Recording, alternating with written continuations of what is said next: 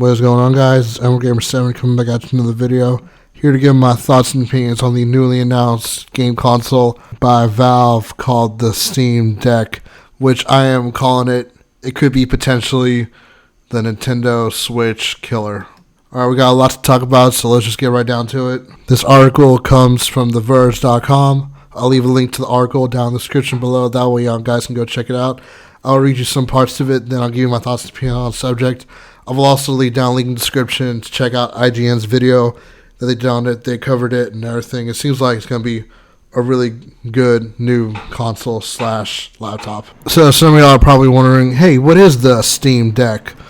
The Steam Deck is a Switch-like handheld gaming device that is being made by Valve / Steam, and it's going to be a competitor to the Switch. Has very similar features to the Switch, but what makes it different from the Switch and what I feel gives it a competitive edge is that unlike the Switch, which is just a hybrid handheld / console, this Steam Deck also serves as a fully fledged Linux laptop, which means not only can you play full-fledged AAA games and also games on Steam, you can also do stuff with it that you can normally do on a laptop. Now, I'm not personally familiar with Linux. I mean, I've heard about it, but it's not as mainstream as Windows. But according to IGN, Valve told them that you can actually install Windows onto the Steam Deck if you want, and that way you can use Windows on it and not have to worry about using Linux, which I think is pretty cool and will definitely give it an edge against the Switch. And since basically the Steam Deck is a full-fledged computer, it might make laptops obsolete, or at least gaming laptops, because instead of people having to go buy a gaming laptop, they can just buy this with how portable and sleek the design is and just take this device with them everywhere they go and just play their games on there. Alright, now let's talk about specs. Oh, and this thing has specs, alright. For how portable it is, it's boasting some really impressive power.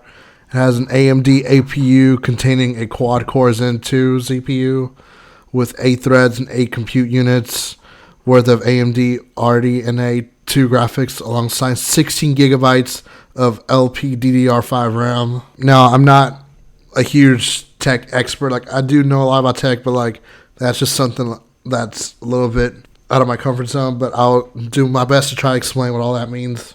So it has a quad-core Zen 2 CPU, which means that's kind of like its processor, which basically means that's how it makes it flow. That's how it opens up games, how it opens up a website and gives you the pages and information, which in my opinion makes it probably comparable to a Ryzen 3 processor, because the Ryzen 3 processor also has a quad-core chip with 8 threads, kind of similar to the Steam Deck's processor, which is pretty good for a mobile device. And like I said, it also has 16 gigabytes of LPDDR5 RAM, which I assume is comparable to the DDR4 RAM found in laptops and computers.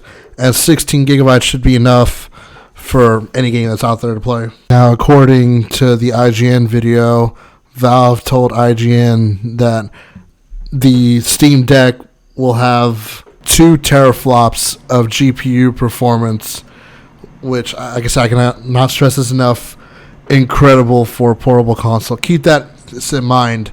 The base original PS4 has only a GPU performance of 1.84 teraflops, while the Xbox One S has a 1.4 teraflops. So which means on paper that the Steam Deck is a little bit more powerful than a standard PS4 and an Xbox One S. Now keep that in mind. The rumored Nintendo Switch Pro, which I now believe, in my humble opinion, is officially dead, was rumored to have a specs performance that rivaled a base PS4, and now the Steam Deck has that similar performance, portable.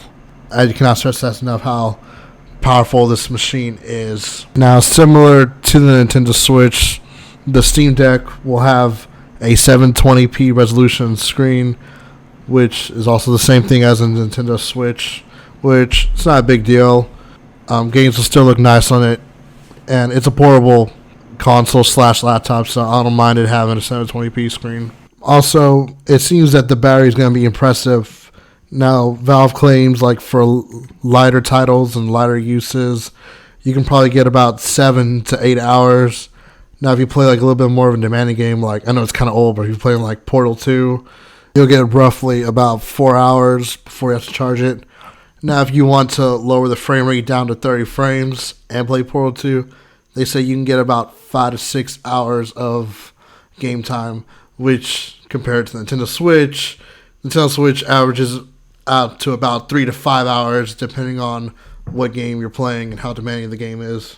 So that's another point for the Steam Deck. Now, going back to how the Steam Deck is also a computer in a way, there's just, to me, it seems like so many possibilities that you can do with this. Like, can you imagine having Xbox Game Pass on the Steam Deck and literally taking your Xbox games as well as your Steam games on the go with you instead of trying to play Game Pass on your phone or something? Now that is like revolutionary, and it's just one of the many possibilities that you can do just because it's also a computer as well. Now, also like the Nintendo Switch, you can actually dock this thing on either a monitor or a TV. Unfortunately, the dock will be sold separately, so you're going to have to get that on your own. But from watching the IGN video, you don't need the dock to put it with a monitor. All you need is just a USB Type-C dock. And they said it performed really well with a monitor and a keyboard. They even said like they even forgot they were using the Steam Deck and just assumed they were on a regular computer just playing the games. What's also really cool is that the Steam Deck also has Bluetooth. The Nintendo Switch in 2021 still doesn't have Bluetooth. Great job, Nintendo. And your competitors have Bluetooth. Now, IGN did say that they were able to play most of the AAA games at around medium to high settings in 720p, and they were still able to get a smooth output. They played games like Doom Eternal and Control, and they were able to get a very smooth frame rate. Alright, now we can finally talk about nitty and gritty. Let's talk about price. And they actually priced this thing very competitive. Bravo to Valve. There will be 3 options when it launches in December at the end of this year. The only difference is how much memory do you want on the Steam Deck. Now, the first price is $399.99, so basically $400, which is only $50 more than the Switch OLED, and it's more powerful, and it's also a computer as well. And it also has 64 gigabytes of storage, just like the Nintendo Switch OLED. Now, the next 2 options are a little rich because they jump up in price, not only because it has more storage, but also because they're using NVMe SSD storage, and that's fairly expensive. They have a 256 gigabyte option that will sell for $529, and a 512 gigabyte option, which will sell for $649. Now, the good news is, also like the Nintendo Switch, if you need to add more storage later on, you can buy micro SD cards, and you can use them to store the games on there if you need extra room. And you can get SD cards fairly affordable. You can get like a 256 gigabyte micro SD card for like $40, $30 around there, depending on where you look. But I think that $400 price tag is very comfortable, and I feel like consumers will gravitate towards that. And this also feels like, in my opinion, that the Nintendo Switch is in trouble, because one of the reasons why the Nintendo Switch is so popular is because not only does it have the Nintendo exclusives, but also people can take these AAA games portable on the go now. And now Nintendo is no longer alone in that market.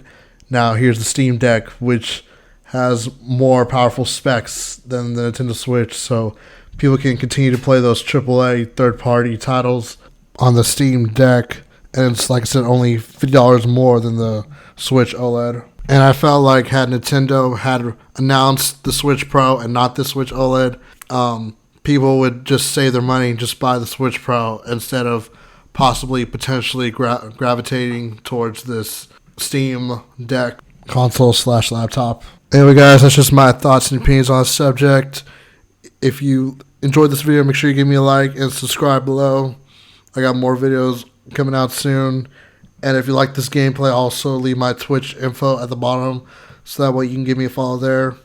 It helps out a lot for both, and I do appreciate it. Anyway, thank you guys so much for watching, and I'll see you guys next time. Bye, guys.